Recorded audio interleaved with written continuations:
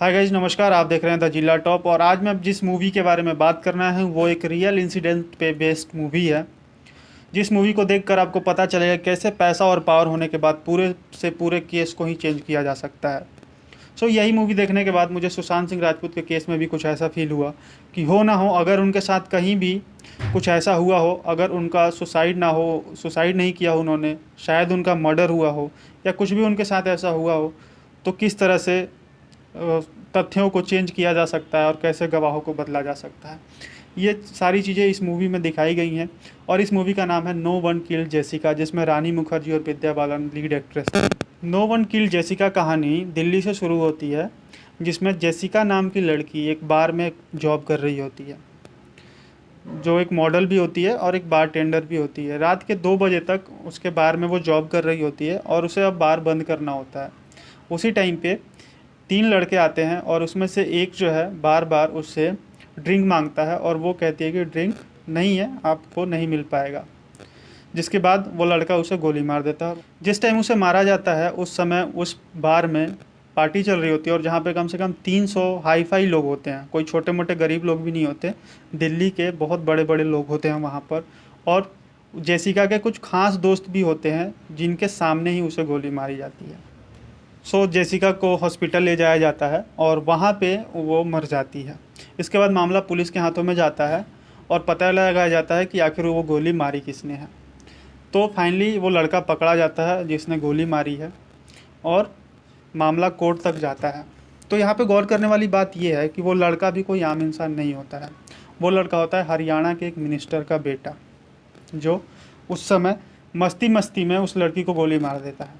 मस्ती कहिए या छोटे मोटे बात, एक ड्रिंक के लिए मर्डर कर देता है। जेसिका के मर्डर के बाद उसके कातिल को पुलिस पकड़ लेती है और पुलिस के पास जाने के बाद वो अपना गुनाह कबूल कर लेता है। और जितने भी वहाँ पे गवाह होते हैं, यानी जो जेसिका के खास दोस्त होते हैं, वो गवाही भी देते हैं कि इसी लड़के ने इसे मारा है। पर कोर्ट में जाने के बाद, क्योंकि वो लड़का बहुत ही पैसे वाला और ताकतवर होता है, सारे गवाह चेंज हो जाते हैं अपनी गवाही से। जो खास आपने जब ये आप इस मूवी को देखेंगे तो उसमें एक कैरेक्टर है विक्रम नाम का, जिसके सामने जो कम से कम जेसिका से 1 फुट की ही दूरी पर रहता है जब उसे गोली मारी जाती है, और वो भी कोर्ट में जाके बदल जाता है। ध्यान रखिएगा, ये सारी जो मूवी की कहानी मैं बता रहा हूँ एक रियल है। और विक्रम नाम का जो कैरेक्टर है वो रियल लाइफ में श्यान मुंशी करके एक एक्टर है, जिसका आप यूट्यूब पे वीडियो देख सकते हो। तो उस लड़के वो भी बदल गया। अब ये हुआ ऐसे था कि पैसा खिला खिला के पुलिस को सारे सबूत चेंज करवा दिए गए थे। जैसे कि जो बुलेट्स मिले थे वहाँ से, वो बुलेट्स भी चेंज करवा दी गई थी। और गवाहों को ये ऑफ़र किया गया था कि अगर या तो आप 1 करोड़ रुपया ले लो या 1 गोली ले लो। इस वजह से सारे गवाह चेंज हो गए थे। और जो मेन गवाह था जिसके ऊपर पूरी केस चल रही थी, जिस पर डिपेंडेंट थी केस, जो जेसिका का खास दोस्त होता है, जो 1 फुट की दूरी पे होता है, उसने सब कुछ देखा होता है और पुलिस में उसने ये बताया होता है कि उसने देखा है और उसने पहचान भी की होती है मर्डरर की। बट कोर्ट में जाने के बाद वो ये कहता है कि वो हिंदी नहीं जानता और पुलिस ने उससे हिंदी में साइन करवाया था, हिंदी में पढ़ के बताया था, इसलिए उसने नहीं पता कि क्या उससे पुलिस ने साइन करवाया है। ये कह के वो बच जाता है। ऐसे झूठी गवाही की वजह से हरियाणा के मिनिस्टर का लड़का, जिसका रियल नेम अभी मोनू शर्मा है, आप देखना यूट्यूब वगैरह पे सारे वीडियोज़ और मिल जाएंगे, कई आर्टिकल्स भी मिल जाएंगे गूगल्स पे आपको। तो मोनू शर्मा बच जाता है और उसको बेल हो जाती है। बट इसके बाद कहानी में ट्विस्ट आता है। मूवी में विद्या बालन ने सबरीना का रोल निभाया है, जो जेसिका की बहन होती है, जो पूरा केस लड़ती है। जो मैंने आपको कहानी बताई, ये कहानी का ड्यूरेशन 1999 से यानी 1999 से 2006 के बीच तक की है। 7 साल तक ये केस चलता है और फाइनली वो लड़का छूट जाता है झूठी गवाही की वजह से। बट यहाँ पे ट्विस्ट आता है, सबरीना तो हार मान चुकी होती है। इस सदमे से उसकी माँ भी मर जाती है और पिताजी भी हॉस्पिटलाइज हो जाते हैं। सबरीना इन सब चीज़ों को छोड़ देती है और वो एक जीवन नॉर्मल जीने लगती है। उसे उम्मीद ख़त्म हो जाती है कि अब उसे कोई इंसाफ मिल पाएगा। तभी मूवी में जो एक एंट्री होती है, हालांकि मूवी में आप देखोगे तो उसमें रानी मुखर्जी का किरदार शुरू से है, जो उन कारगिल वॉर से लेकर के कंधार हाईजैक तक का सारा कवरेज करती हैं। वो एक मीडिया रिपोर्टर होती हैं, जिनमें उनका नाम होता है मीरा। और ये जेसिका लाल मर्डर केस को भी वो हल्के में लेती हैं स्टार्टिंग में, और क्योंकि सबको पता होता है कि ये मर्डर किसने किया और सबको ये भरोसा होता है कि वो तो पकड़ा ही जाएगा, ओपन एंड शट केस है। बट 2006 में जब रानी मुखर्जी यानी मीरा का किरदार, जो कि एनडीटीवी में एक रिपोर्टर होती हैं, वो देखती हैं कि अभी तक इस केस का कोई फैसला नहीं हुआ और जो मेन कातिल है वो छूट गया, तब उन्हें समझ में आता है कि ये केस बहुत ही बड़ा है और इसमें जो गुनहगार है वो आसानी से छूट के चला गया। सो फाइनली रानी मुखर्जी इस केस के पीछे पड़ती हैं, क्योंकि उसको सब मना भी करते हैं कि आप अब कुछ नहीं कर सकते इस केस में, बट रानी मुखर्जी किसी की नहीं सुनती और वो एक स्टिंग ऑपरेशन करती है श्यान जो एक्टर होता है, जो विक्रम का किरदार है, उसके खिलाफ।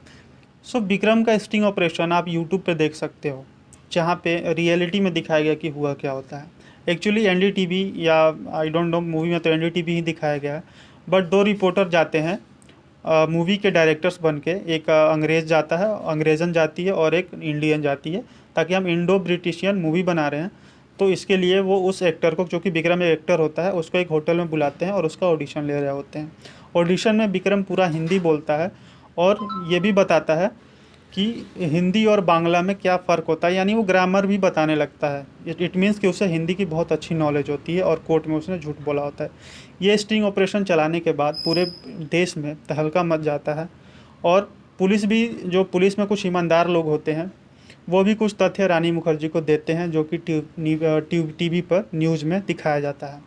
फाइनली इतना ज़्यादा देश में शोर शराबा हो जाता है, ये मामला इतना ऊपर उठ जाता है कि लोग एनडीटीवी को मैसेजेस, कॉल वगैरह भेजने लगते हैं, लोग साइन करके देते हैं, मैसेजेस देते हैं, जो उस टाइम के राष्ट्रपति अब्दुल कलाम तक ये बात को पहुंचाई जाती है और उनके पास 2 लाख मैसेजेस लोग भेजते हैं, जो अब्दुल कलाम सारे मैसेजेस को पढ़ते हैं और उसके बाद से इस पे हाई कोर्ट खुद से एक सुओ मोटो करके रूल होता है, उसके हिसाब से हाई कोर्ट उस केस को फिर से ओपन करता है।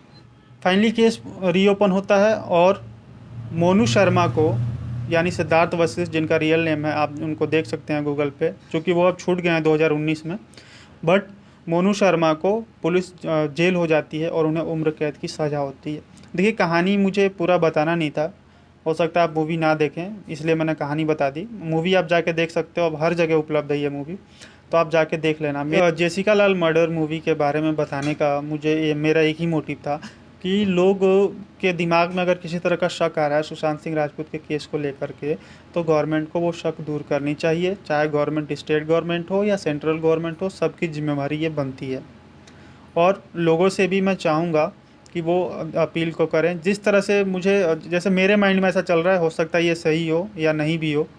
जिस तरह से जेसिका लाल मर्डर केस में हुआ था, सेम वही पैटर्न अभी हो रहा है। उस टाइम पे भी मीडिया ने ही आवाज़ उठाई थी और आज के डेट में भी एक ही न्यूज़ चैनल है जो इस चीज़ को बार बार उठा रहा है और उसी की वजह से केस थोड़ा आगे भी बढ़ रहा है। तो लोगों के दिमाग में अगर शक है तो गवर्नमेंट को ये शक दूर करनी चाहिए। मेरी तरफ से तो ये मांग रहेगी कि CBI फॉर सुशांत। आप लोग भी कमेंट करके बताना और अगर हो सके तो वीडियो को शेयर करना। और अगर आपको ये सारी चीज़ें समझनी है कि मैंने क्या बताई है, तो आप जेसिका लाल मर्डर केस जो है, नो वन किल्ड जेसिका नाम से मूवी है, रानी मुखर्जी और विद्या बालन लीड एक्ट्रेस हैं। इस मूवी को आप जाके एक बार ज़रूर देखना। सो ये मूवी देखिए आप जा कर के, और आपको ये समझ में आएगा कि किस तरह से सिस्टम के चंगुल में फंस कर न्याय दूर रह जाती है। सो मिलता हूँ नए वीडियो के में जल्द ही, तब तक के लिए जय हिंद, जय भारत, वंदे मातरम।